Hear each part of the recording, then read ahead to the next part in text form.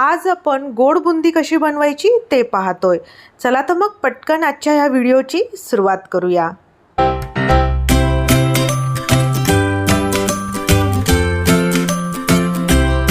तर गोड बुंदी बनवण्यासाठी सगळ्यात आधी इथे मी बाउलमध्ये 1.5 कप बेसन पीठ घेतलेला आहे। तर आता ह्यामध्ये किंचितसं मीठ टाकायचं आहे। कुठल्याही गोडाच्या पदार्थामध्ये थोडंसं मीठ टाकायचं म्हणजे त्याची ती चव जी आहे ती छान उभारून येते। थोडंसं मिक्स करून घेऊया। मीठ सगळ्या पिठामध्ये व्यवस्थित मिक्स करून घेतलेलं आहे। थोडं थोडं पाणी टाकून आपल्याला ह्याचं एक सेमी थिक बॅटर बनवायचं आहे। तर बुंदीसाठी पीठ जे आहे ते खूप जाडसर नसावं। इथे मी रेडीमेड बेसन पिठाचा वापर केलेला आहे। तर आता सेमी थिक बॅटर बनवणं खूप गरजेचं आहे। सगळ्या गुठळ्या मोडून घेऊन ह्याचं स्मूथ कन्सिस्टन्सीचं बॅटर आपल्याला इथे बनवायचं आहे। तर बुंदीचं जेव्हा बॅटर आपण तयार करतो त्यावेळेस बॅटरची कन्सिस्टन्सी खूप महत्त्वाची असते। बॅटर थोडंसं पातळ झालं तर मग तयार होणारी बुंदी ही थोडीशी फ्लॅट होते म्हणजे चपटी पडते। तर आता इथे तुम्ही पाहू शकता मी तुम्हाला कन्सिस्टन्सी दाखवतेय बॅटरची। अगदी खूप सैलसर पण नाही आहे आणि अगदी खूप दाटसर पण नाही आहे। तर आता हे जे पीठ आहे आपल्याला रेस्टिंगसाठी 10 ते 15 मिनिटं साईडला ठेवून द्यायचं आहे। 15 मिनिटांनंतर मी झाकण काढलेलं आहे। परत एकदा मिक्स करून घेऊया। तर आता ह्या स्टेजला आपल्याला इथे 3 कलरची बुंदी बनवायची आहे म्हणून हे जे बॅटर आहे मी 3 पार्टमध्ये डिवाइड करते आहे। तर आता हा तिसऱ्या बाउलमध्ये मी हे बॅटर टाकते आहे। सगळ्यात सुरुवातीला मी हा येलो कलर टाकते आहे, हा ग्रीन कलर आहे आणि हा केसरी कलर आहे। हे कलर टाकणं पूर्णपणे ऑप्शनल आहे। तुमच्याकडे हे कलर नसतील तर तुम्ही बॅटरमध्ये किंचितशी हळद टाका आणि एकाच रंगाची बुंदी सुद्धा इथे तुम्ही बनवू शकता। दिसायला छान दिसावं म्हणून मी इथे कलरफुल बुंदी बनवतीये। तर आता हे जे कलर आहेत हे बॅटरमध्ये आपण व्यवस्थित असे मिक्स करून घेऊया कारण आपण पावडर कलर वापरतो इथे।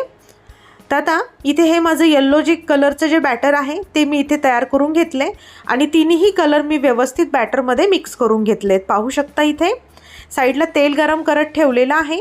तर अशा प्रकारची माझ्याकडे बुंदीचा झाऱ्या आहे। तुमच्याकडे असा झाऱ्या नसेल तर मग रेग्युलर जसे आपण भजे वगैरे तळायला जो झाऱ्या वापरतो त्याचा वापर केला तरीही चालेल। तर आता माझ्याकडे हा स्पेशल बुंदीचा जो झाऱ्या असतो तो आहे म्हणून मी तो वापरतीये। तर तेल हे आधी व्यवस्थित गरम करून घ्यायचं आणि पळीच्या मदतीने ह्यावर बॅटर टाकायचं। पाहू शकता तुम्ही अगदी गोलसर बुंदी खाली पडत आहे, याचा अर्थ बॅटरची कन्सिस्टन्सी अगदी योग्य आहे। हलकंसं असं मारायचं किंवा टॅप करायचं। पाहू शकता ह्या झाऱ्याला मी हलकंसं टॅप करतीये म्हणजे गोलसर अशी बुंदी खाली तेलामध्ये पडते। जसं की मी सांगितलं बुंदी बनवताना बॅटरची कन्सिस्टन्सी खूप महत्त्वाची असते। बॅटर थोडं घट्ट झालं तर मग झाऱ्यातनं बुंदी पडत नाही आणि खूप सैल झालं तर मग चपटी बुंदी तयार होते। त्यामुळे अगदी सेमी थिक कन्सिस्टन्सीचं बॅटर बनवायचं। तर बुंदी तळायला फारसा वेळ लागत नाही, 1-2 मिनिटात बुंदी ही तळून झालेली आहे। तर आता एका प्लेटमध्ये आपण काढून घेऊया आणि इथे आता दुसरी बॅच तळून घेण्याच्या आधी हा जो झाऱ्या आहे त्याचा जो खालचा भाग आहे तो टिश्यू पेपरने किंवा एखाद्या फडक्याने क्लीन करायचा आहे। हे क्लीन करणं गरजेचं आहे। जर क्लीन नाही केलं तर मग जी पुढची बॅच आपण तळणार आहोत त्यावेळेस मग काय होतं की खूप मोठी बुंदी पडल्या जाते। त्यामुळे हे क्लीन करून घेणं गरजेचं आहे। तर अशा पद्धतीने मी आता बुंदी पाडून घेणार आहे। पाहू शकता तुम्ही मी परत एकदा इथे तुम्हाला दाखवते। तर किती छान गोलसर एकदम गरगरीत अशी गोल आपण ज्याला म्हणतो अगदी त्या पद्धतीची बुंदी इथे पडत आहे। हलकंसं दाबायचं आहे किंवा मारायचं आहे झाऱ्याला। तर इथे आपली पिवळ्या रंगाची बुंदी तळून झालेली आहे। आता केशरी रंगाची तळून घेऊया आणि आता लगेचच मी हिरव्या रंगाची पण तळून घेते। तर आता सगळ्या रंगाची बुंदी मी व्यवस्थित अशी तळून घेतलेली आहे। आता आपण पाक कसा बनवायचा ते पाहूया। तर इथे मी 1 कप साखर घेतलेली आहे।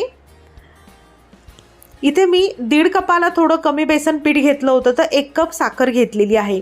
तुम्हाला जर खूप गोड बुंदी हवी असेल तर जेवढं बेसन पीठ तेवढी साखर घ्यावी। तर अर्धा कप पाणी टाकलंय, साखर बुडेपर्यंतच इथे आपल्याला पाणी टाकायचं आहे।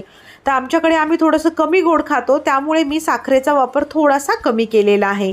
पण जर तुम्हाला गोड आवडत असेल तर जेवढं बेसन पीठ घ्याल तेवढीच इथे तुम्ही साखर वापरू शकता। तर आता साखर व्यवस्थित विरघळली आहे। फक्त अर्ध्या लिंबाचा रस टाकायचा आहे। रस टाकल्यामुळे काय होतं की साखरचं जे क्रिस्टलायझेशन आहे ते होत नाही, म्हणजे साखर गोठत नाही। आणि लिंबू टाकल्यामुळे बऱ्याच जणांना असं वाटेल की कुठेतरी आंबट चव लागेल बुंदीला, तसं अजिबात होत नाही। चवीत काहीच फरक तुम्हाला जाणवणार नाही। तर आता एकदा ढवळून घेऊया। 1 तारीच्या जवळपास हा पाक बनवायचा आहे आपल्याला। ते एकदा मिक्स करून घेऊया। आणि आता ह्या स्टेजला आपल्याला इथे गॅस थोडा कमी करायचा आहे आणि आता वेलची पूड टाकूया 1/2 टीस्पून। तुम्ही हवं तर पाकामध्ये कुठलाही फूड कलर टाकू शकता। एकदा ढवळून घेऊया। आणि हा पाक व्हायला फक्त 8 ते 10 मिनिटं लागतात। तर आता शेवटच्या ड्रॉपला हलकीशी तार तयार होतीये, तुम्ही पाहू शकता व्हिडिओमध्ये दाखवल्याप्रमाणे। तर आणखी पूर्णपणे हा 1 तारी पाक झालेला नाहीये आणि आपल्याला अगदी 1 तारी पाक नकोय, त्याच्या जवळपास पाक पाहिजे आहे। तिथे हलकीशी तार तयार होतीये। तर आता गॅस बंद करूया। आणखी एक 5-7 मिनिटं शिजवलं तर मग 1 तारी पाक इथे तयारच होईल। तर आता ह्या स्टेजला गरम पाकातच आपल्याला बुंदी टाकायची आहे आणि आता ती व्यवस्थित मिक्स करून घ्यायची आहे। पण त्याआधी इथे आपल्याला काही मनुके टाकायचे आहेत। त्याचबरोबर इथे माझ्याकडे 2 चमचे मगज बिया आहेत, पूर्णपणे ऑप्शनल आहे हे। आणि काजूचे असे बारीक तुकडे करून घेतलेले आहेत। तुमच्या आवडीप्रमाणे ड्रायफ्रुट्स तुम्ही टाकू शकता। एकदा ही बुंदी गरम पाकामध्ये व्यवस्थित अशी मिक्स करून घेऊया। आणि आता इथे तुम्हाला आता हा पाक थोडा जास्ती जरी दिसत असेल, जसं जसं ही बुंदी आपण मुरत ठेवू तसं तसं ह्याच्यातला जो पाक आहे तो कमी होत जाईल, म्हणजे बुंदी सगळा पाक शोषून घेते आणि हळूहळू हे ड्राय व्हायला लागतं। जर तुम्हाला अगदी ओलसर बुंदी हवी असेल तर पाक थोडा जास्ती बनवू शकता। तर आता हे झाकण ठेवूया आणि अर्धा तासासाठी आपण हे साईडला ठेवून देऊया। अर्धा तास झालेला आहे, आता चेक करूया। तर इथे पाहू शकता तुम्ही अगदी मोकळी आणि कोरडी अशी बुंदी तयार झालेली आहे। आमच्याकडे अशी कोरडी बुंदी फार आवडते। जर तुम्हाला ओलसर बुंदी हवी असेल तर पाक नेहमीपेक्षा थोडासा जास्ती ठेवावा। तर पाहू शकता किती मस्त अशी मोकळी सळसळीत अशी ही बुंदी बनून तयार झाली आहे। बऱ्याच जणांना ओलसर अशी बुंदी आवडते। जर ओलसर बुंदी हवी असेल तर तुम्हाला पाक थोडासा जास्ती करावा लागेल, मग ती ओलसर तयार होईल। तर इथे आपली ही गोड बुंदी बनवून तयार आहे। खूप सुंदर अशी लागते, हलकीशी कुरकुरीत पण लागते, त्याचबरोबर गोड आहे, छान मोकळी सळसळीत आहे। खाताना अजिबात तुम्हाला हाताला चिकटपणा जाणवणार नाही। तर अशा पद्धतीने तुम्ही ही गोड बुंदी जरूर करून पहा। तुम्हाला आणि तुमच्या घरच्यांना नक्की आवडणार आहे ही रेसिपी।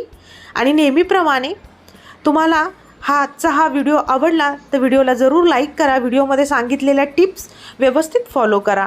बुंदी बनवताना बॅटरची कन्सिस्टन्सी जरूर लक्षात ठेवा आणि ह्या सगळ्या टिप्स फॉलो करून एकदा बुंदी तुम्हीसुद्धा तयार करून पहा। अजिबात चुकणार नाही किंवा फसणार नाही।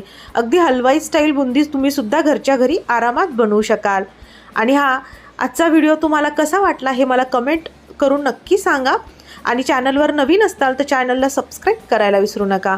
परत भेटूया अशाच एका गोड रेसिपीसोबत। तोपर्यंत नमस्कार।